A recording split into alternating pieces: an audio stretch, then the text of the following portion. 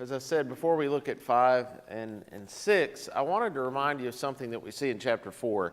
I would characterize Eliphaz's speech so far as being pretty gentle. And I think some of the things that he says in chapter 5 sound at the outset as if he's being cruel. I don't really think that's the case. He's using specific situations which sound somewhat like Job's to make a more general point, as we'll see. But overall, I think his approach toward Job is one of kindness and gentleness. When we see Bildad's speech, that's out the window. That's not his approach, as we'll see. I think that's one of the more interesting aspects of this section of the text is how do the speakers with whom Job is dialoguing about this issue, how do they change? How do their speeches change? There's a lot of repetition, particularly in the latter speeches, which is one of the reasons why we're looking at these speeches relatively slow at this point. We'll look at some details that we won't look at later on. Obviously, we wouldn't have time to do that. So at the very beginning, though, I want us to get an appreciation not only of the argument that each of the people speaking have, but also an appreciation of just how rich the book is in imagery.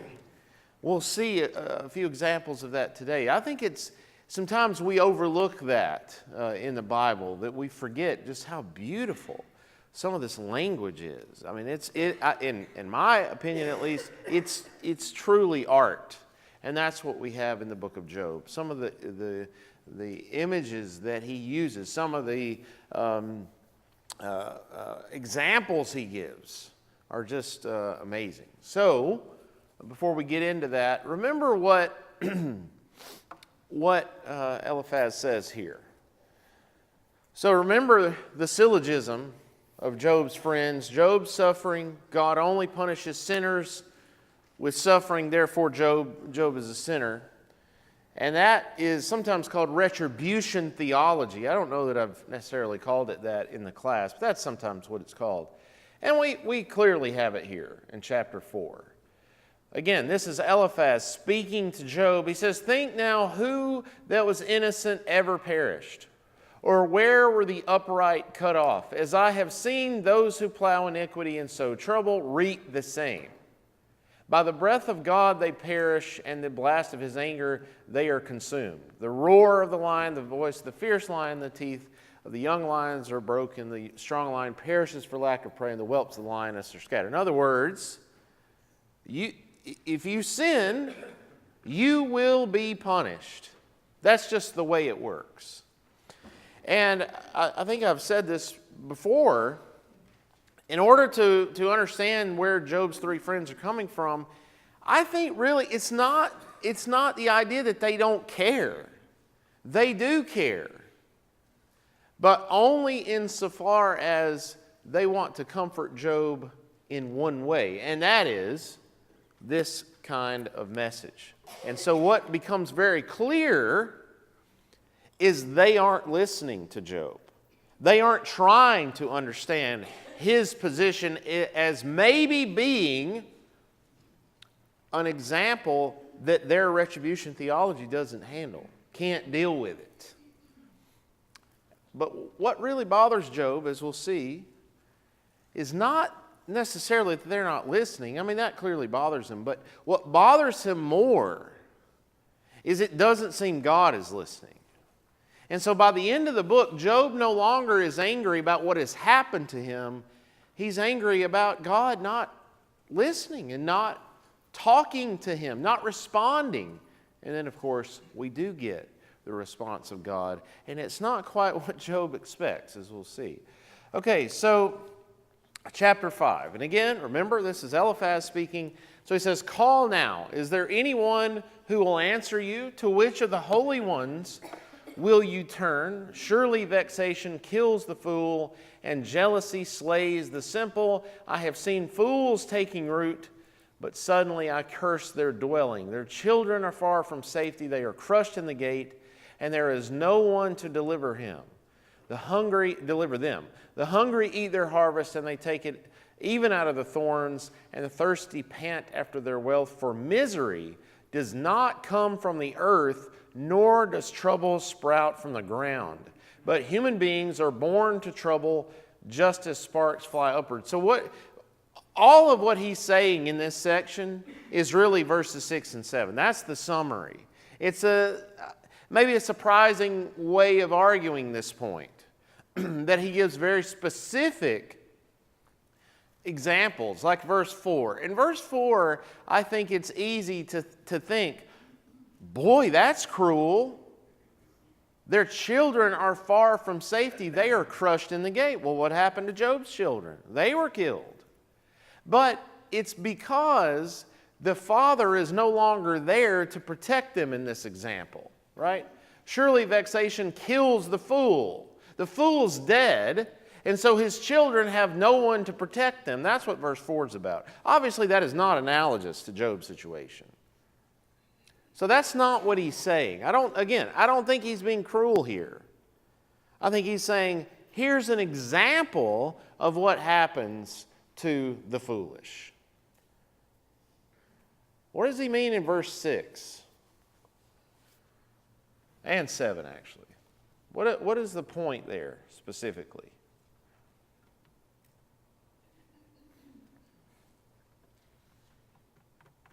We generate evil. It doesn't just happen. Exactly. That's it. Evil doesn't just take root. It doesn't just happen. Now, the implication, of course, is evil is not something that is built in, as it were, in God's governance of the universe. Now, I know he doesn't go that far, but that's the implication. Instead, he's saying, no, evil is because of human beings and their sin. Now, this opens up a huge discussion, and of course, we don't really have time to go into it terribly much.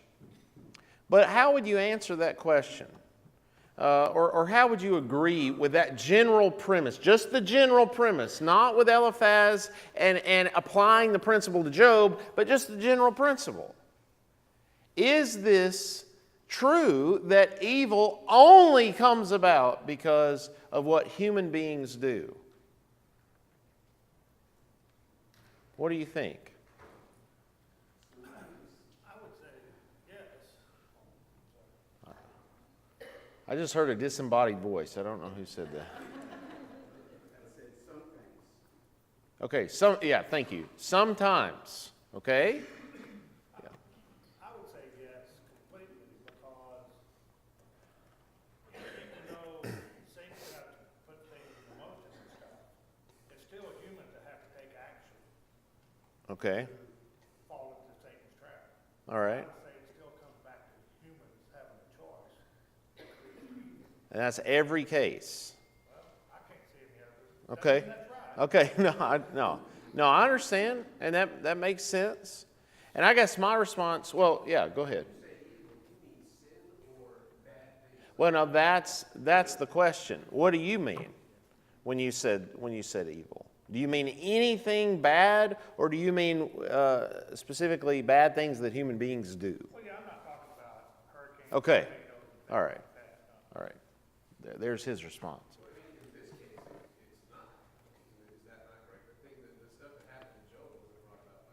Exactly. That's the point. That's the whole point. That we can read verses 6 and 7 and detect irony. And it's not subtle irony, right? Because in Job's case, would you say misery does just kind of come about? And would you say that misery is even part of God's governance of the universe, that bad things can happen to good people? We say, yeah, it is. Well, how do we explain it? Does God tell us specifically what happens? Or how it happens? Nope, that's not what happens at the end of the book, as we'll see. All right? So I think that he brings up a really interesting point. And notice again, just look at the imagery, verse 7. Human beings are born to trouble, just as sparks fly upward. What does that mean, the image of sparks flying upward? There's another translation that you sometimes might read, but I think this makes the most sense. What does that mean? It's going out shortly. Okay, could mean that. But I think also it has to do with the inevitability. It's going to happen. You light a fire, are sparks going to fly upward, or is something else going to happen? No, that's going to happen, right? I think that's it. That human beings are born to trouble, that's inevitable. What were you going to say? I guess back to the point before, and just a thought maybe. When we talk about cause and effect, it's not always immediate. Right? So we have examples all over in the Old Testament about that third and fourth generation and the consequences that arise. So whenever we look at everything from the beginning of time, I don't believe God intended it, designed it to be the way it is, but man was given a choice and man chose poorly. Okay. To say the least. So whenever we look at that, we're still bearing some of the consequences of that. Okay. Not the original sin, as some would call it. But whenever we look at that evil, God didn't design it that way into the world that we live. Satan did bring it, and therefore some of those consequences we still bear. And I'm not saying that Job was guilty, Right. but this is some of the consequences of man choosing from Okay, the beginning of right. time, poor things. Right. But I would say that's correct. However, and it's just my approach, I don't think we need to go too far with that in the case of Job. Because then we might say, well, you know what? Job is part of humankind. All humankind has sinned, starting with Adam. They're all guilty. He deserved what happened to him. No, he didn't. I think that's the point. That's taking the argument Right. way Yeah. too far Right. with it. But to know that sin exists, to know that evil exists, it was not brought into the world by God, but it was allowed into the world because of Yeah. the choices that we make. Okay. And That's a I good way to think put it. Yeah. And that's where, when we look at this, I think that's where people incorrectly assume it is they go to that extent with the argument, and that's just not what God says is even the case. Okay, yeah, that's a good point. So it's more subtle than that the choices that were made so long ago still have repercussions, but like you said, it's not a one-to-one equivalence where, well, I really messed up today, that means tomorrow I'm going to fall, something terrible is going to happen to me. And I think your point is crucial because we all know people, and maybe we've thought it ourselves, that retribution theology is real. We're scared to death of something terrible happening to us because of a mistake we made last week or last month or whatever it was, right? It's a real issue. That's one of the reasons, one of the many reasons why I think studying Job is absolutely worth our time. Not that I had to convince all of you of that, but that's, I think, an excellent point. All right, well, let's continue on. Notice his approach here. He is very, again, I'm not trying to defend the Friends by any means, okay? Because I think they are severely misguided and ultimately so dogmatic that they won't even listen to their friend, Job.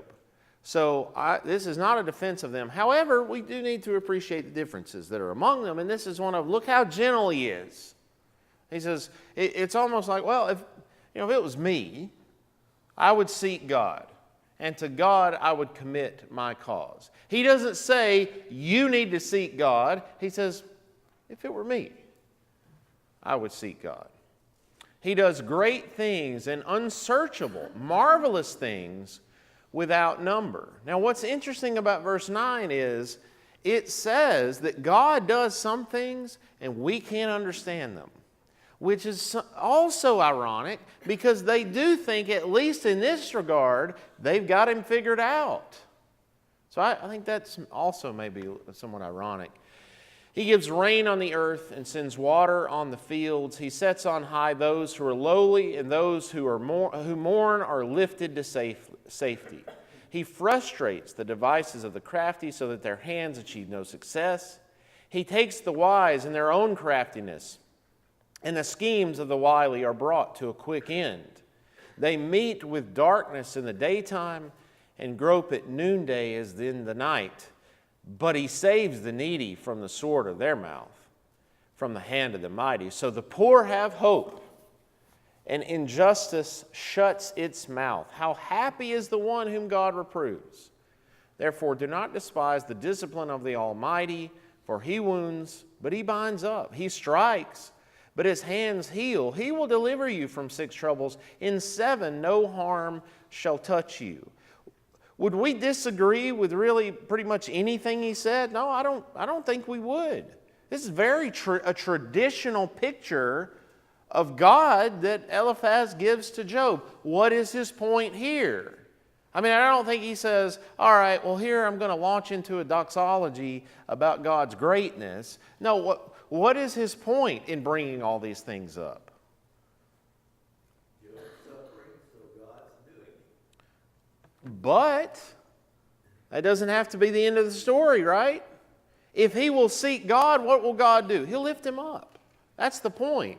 So you see, it's not, once lost, always lost, right? It's that if he makes a decision to confess his sin to God, what's going to happen? He's going to be forgiven and everything will be right again, which of course is slightly misleading because he's already lost family, he's already lost possessions, and he's not getting those back immediately. We know at the end of the book he does, and more, but not immediately. Okay? So again, a very traditional scheme, but notice he says that he frustrates the devices of the crafty. So the high, the lofty, the arrogant, they'll fall, but the humble, the poor, they will be exalted. I mean, this kind of thinking you find right up in the New Testament as well, right? I mean, when Jesus, the rich man and Lazarus parable, if you want to call it that, what's that about? It's about the same thing, right? This reversal of fortune. So he says he can do that for you, but you got to confess.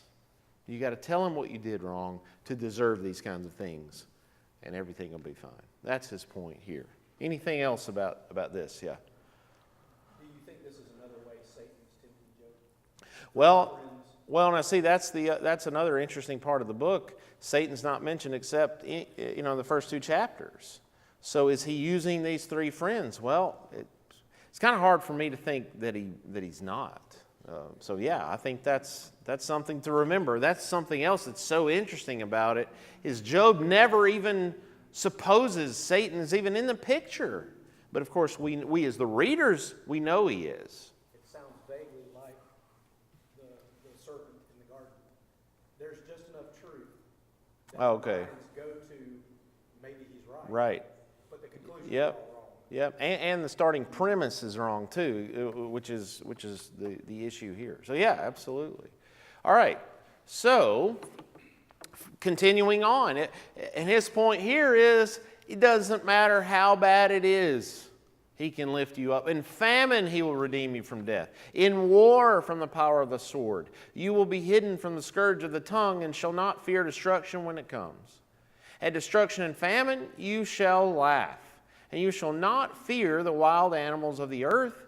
You shall be in league with the stones of the field, and with animals shall be at peace with you. You shall know that your tent is safe. You shall inspect your fold and miss nothing. You shall know that your descendants will be many, and your offspring like the grass of the earth. You shall come to the grave in the old age as a stalk of grain. Is that shock? Yeah, I don't know what a shock of grain is. Comes up to the threshing floor in its season.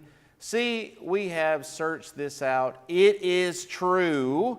Hear and know it for yourself. Again, you said it has enough truth. Again, would we disagree with much of what he says? I don't think we would, but the premise is faulty. And that is that Job has something that he has to confess. And when he does, everything's going to be fine. Right? And that's the point that Job makes. He's like, look, if I had something to confess, I would do it. But I don't. So that's the problem here. Notice he says that we might put it this way, that to summarize these verses, your conscience will be so clean you can rest easily at night, knowing everything's okay, right? I think I used this analogy before, but it's kind of like when I was a kid, I was always worried about going, to the principal's office, and then I realized, well, if you behave, you don't have to worry about it, right? And so it's kind of irrational to worry about something when you're not doing anything wrong, right? It's kind of funny when you see people, there's a police car pulled over on the side of the road, they're doing the speed limit, boy, they slam on the brakes when they see that police car, and it's like, really? He's going to leave this person to go? That's one of my pet peeves, but it's irrelevant. The point is, you have nothing to worry about. Here, it's irrelevant because he has nothing to confess. I hope that analogy made sense. It did in my mind, but who knows? Hopefully. Okay, so that's what he's saying. This is what you got to do. You got to seek God, you got to confess, and everything will be fine again. All right? So this is Job's response. Verse 2, chapter 6. Oh, that my vexation were weighed, and all my calamity laid in the balances. He's not immediately responding to what Eliphaz has said. And that's what sometimes happens in these discussions is they talk past each other, which of course is a very real and human thing to do. We see it all the time in popular discussion today. Right? So, oh, that my vexation were weighed and all my calamity laid in the balances. For then it would be heavier than the sand of the sea, therefore my words have been rash. For the arrows of the Almighty are in me, and my spirit drinks their poison. The terrors of God are arrayed against me. Does the wild ass bray over its grass, or the ox low over its fodder? Can that which is tasteless be eaten without salt, or is there any flavor in the juice of mallows? My appetite refuses to touch them. They are like food that is loathsome to me. Oh, that I might have my request, and that God would grant my desire, that it would please God to crush me, that he would let loose his hand and cut me off. All right, so there's no question what he's saying here. This is God's doing. God is directly responsible for what has happened to me. Now again, you mentioned Satan a while ago. This is a place where he could have said Satan is being allowed to do it, but he doesn't say that. He says the arrows of the Almighty are within me. The poisonous arrows are killing me.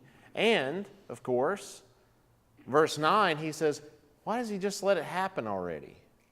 Why can't I just die already? It'd be better than this, right? And this takes us to a very dark psychological place, right? And that is, as human beings, typically our worst fear is death. Although a few years ago you would hear that public speaking was more fearful than death, which I've never bought that. It's kind of absurd. But no, death is the thing that fears human beings more than anything. But are there things worse than death? Yes. That's what he's saying. He's saying, my situation is worse than death. I wish you'd just get it over with.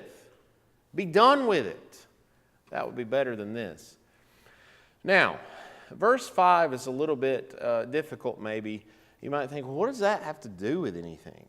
And I think what he's saying is, and this is an indirect response to the friend, I think what he's saying is these animals, when they eat what they're supposed to eat, they don't go elsewhere. They don't complain. They don't do anything else. It's what's naturally theirs. And he's saying, what's happening to me is not natural. This is not what I'm supposed to be consuming if we continue the image. That's why he says, this is tasteless to me. This is not the kind of food I'm supposed to be eating. In other words, I don't deserve this. Which again, as I said, indirect response to what Eliphaz had said. Okay? Oh, that I might have my request, and God would grant my desire, that is, take me out. This would be my consolation. I would even exult in unrelenting pain, for I have not denied the words of the Holy One. There's the admission or the confession of innocence. What is my strength that I should wait? And what is my end that I should be patient? Is my strength the strength of stones, or is my flesh bronze? What is he saying there? It only takes so much. In truth, I have no help in me, and any resource is driven from me. Those who withhold kindness from a friend forsake the fear of the Almighty. Now he's responding to Eliphaz, but also he's anticipating the response by the other friends as well. My companions are treacherous like a torrent bed, like freshets that pass away, that run dark with ice, turbid with melting snow. In time of heat they disappear. When it is hot, they vanish from their place. The caravans turn aside from their course. They go up into the waste and perish. The caravans of Tema look. The travelers of Sheba hope. What's the point here?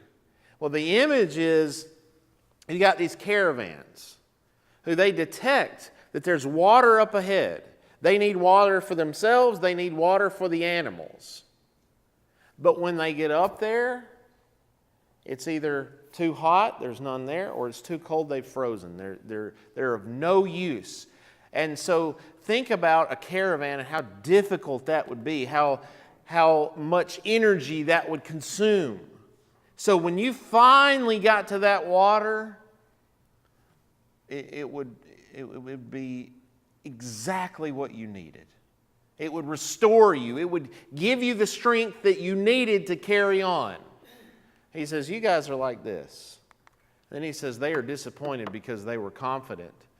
They come there and are confounded. Such you have now become to me. You see my calamity and are afraid. Are afraid. What are they afraid of? This is kind of surprising. Again, the image is that he's just like this caravan. He needs this water. He needs this sustenance. He needs this help. But he gets there, and they're dried up. There's no help from them. Yeah. I think they're afraid of this is the key, I think, to their whole discussion. Okay. They're afraid that if Job were innocent and all this happened to him, then it could happen to them as well. Okay. Therefore, by painting him as evil, they separate themselves from the possibility that they could incur the same result. That's a very good idea. And in connection with that, they'd be wrong, right? Their retribution theology would be all messed up. And we can't be wrong about important stuff, right? And we can't admit that we're wrong about important stuff.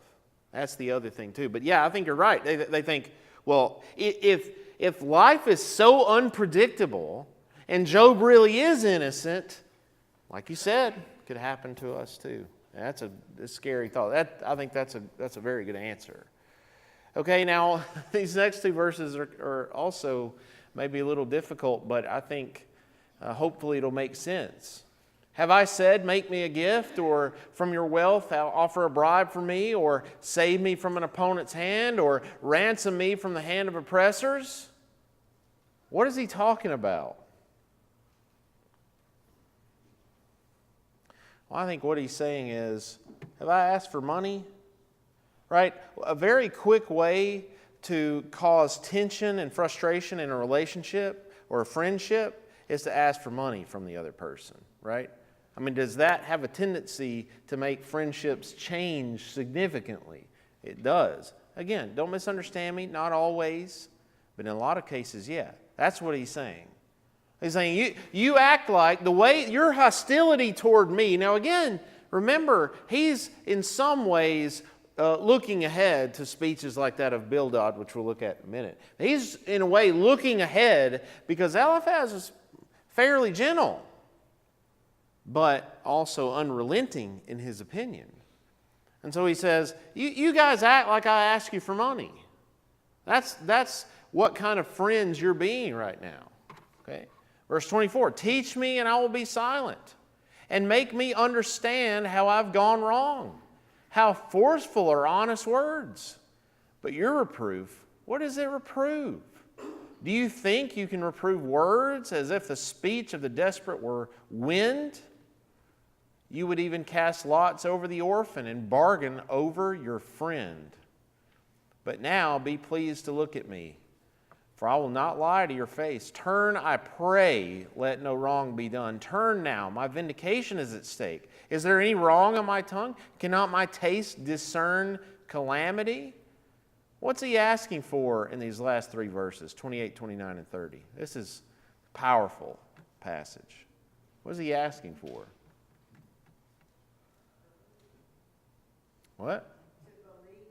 Yeah, exactly. Please listen to me. I'm not lying to you.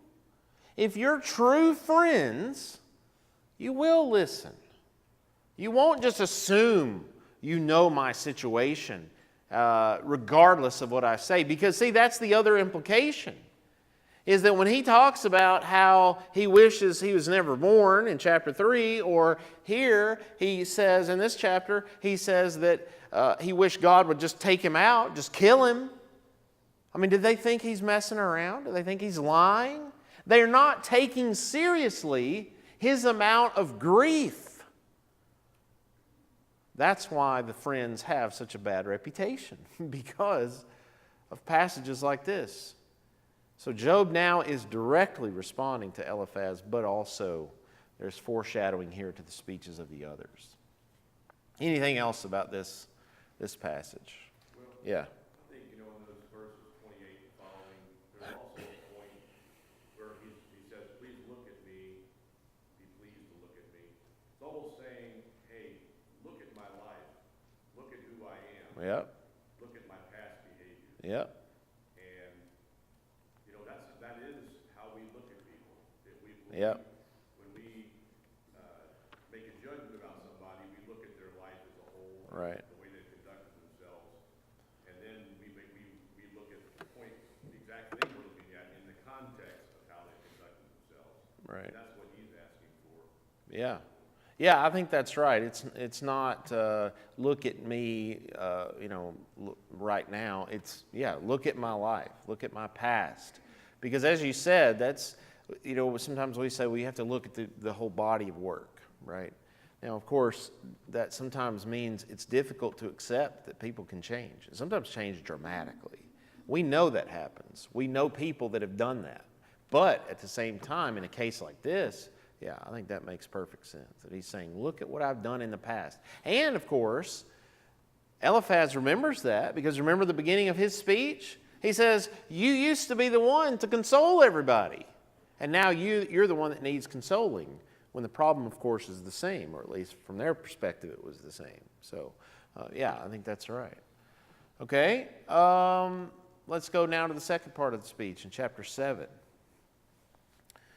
Do not human beings have a hard service on earth, and are not their days like the days of a laborer? Now we get into some material. And what I think is interesting about Job is that there are a few passages here, especially on the mouth of Job, that sound like Kohelet in Ecclesiastes, which of course is the next book we're going to study. So those are interesting parallels as well. Now that these terrible things have happened to Job, this is his view of life. So it's very different than Kohelet's view, right? Kohelet, the speaker in Ecclesiastes, giving the persona of Solomon. You may think, well, that's a really weird thing to say. I'll explain it when we get there. But in the persona of Solomon, he's saying, I've explored all these avenues of life, and it's meaningless. Job, because of the terrible things that have happened to him, he says life is meaningless. It's hard service on the earth.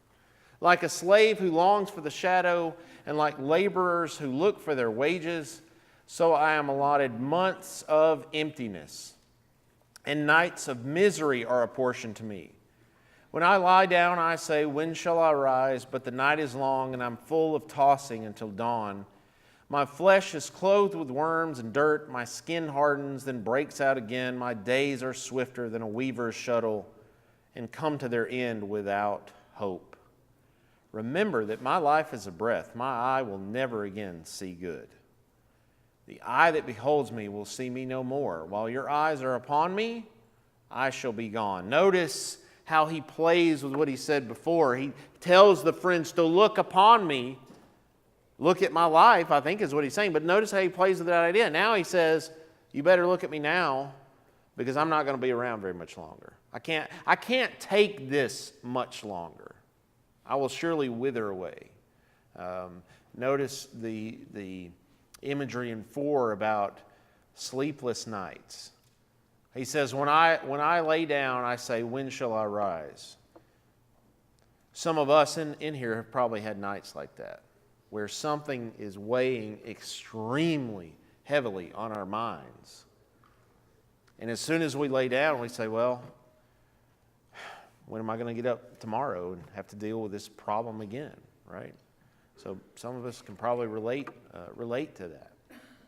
All right, so he says, remember at the beginning of chapter 6, he says, God has directly impacted me. It's his arrows that are poisoning me, that are killing me, and I wish you'd get it over with.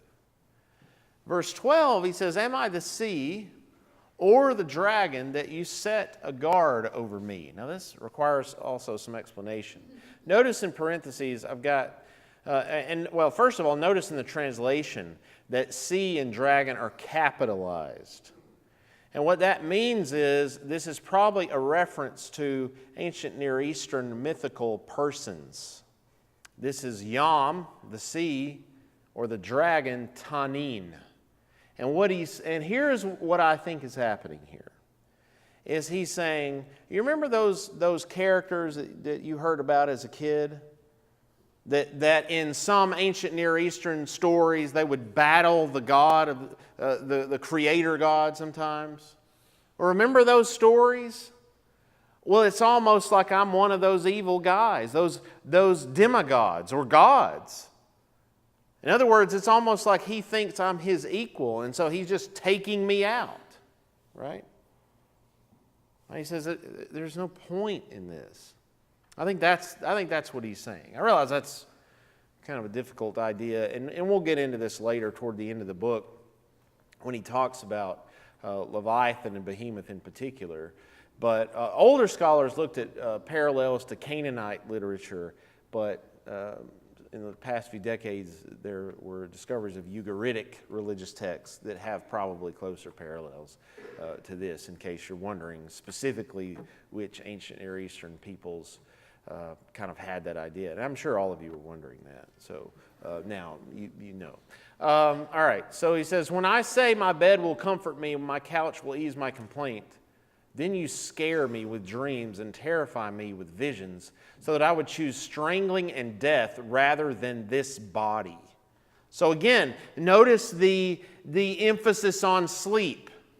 He says, even when I try to sleep and I try to find comfort and I'm able to go to sleep, you terrify me with dreams. There's no way that he can escape the presence of God. I loathe my life. I would not live forever. Let me alone, for my days are a breath.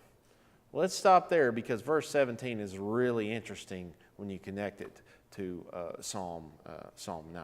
All right, so we need to do that. So we'll do that on Wednesday. Thanks for your comments.